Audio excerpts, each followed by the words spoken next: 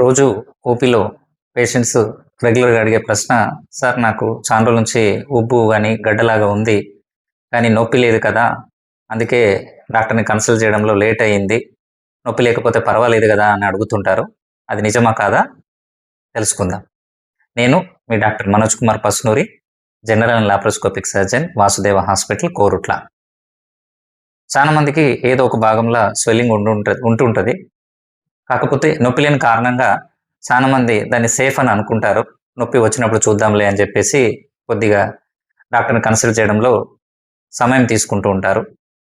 చాలాసార్లు ఏంటంటే పెయిన్ లేదు అని అంటే డిసీజ్ లేదు అని కాదండి. కొన్నిసార్లు కొన్ని సందర్భాల్లో కొన్ని డేంజరస్ కండిషన్స్ కూడా సైలెంట్గా పెయిన్ లేకుండా ఓన్లీ స్వెల్లింగ్తోనే ప్రజెంట్ అవుతుంటాయి. ఉదాహరణకి బ్రెస్ట్ లంప్లో బ్రెస్ట్ క్యాన్సర్ అయినప్పుడు కూడా చాలాసార్లు ఓన్లీ స్వెల్లింగ్ ఉంటుంది, బ్రెస్ట్లో ఒక లంప్ లాగా ఉంటుంటుంది తప్ప మీకు ఎటువంటి పెయిన్ రాదు మొదటి దశల్లో.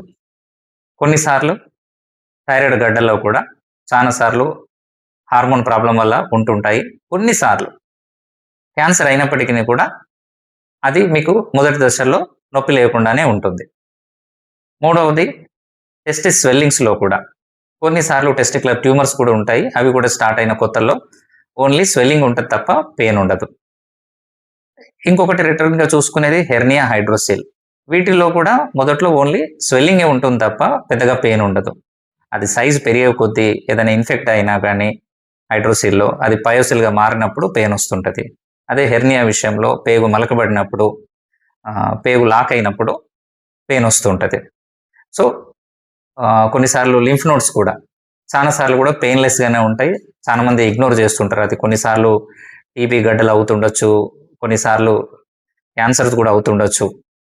ఏది ఏమైనప్పటికీ స్వెల్లింగ్ ఉండి పెయిన్ ఉన్నా లేకున్నా ఎటువంటి స్వెల్లింగ్ అయినా మీకు వీలైనంత దగ్గరలో ఉన్నటువంటి జనరల్ సర్జన్ని కన్సల్ట్ అయ్యి సరైన చికిత్స చేసుకోండి. Thank you.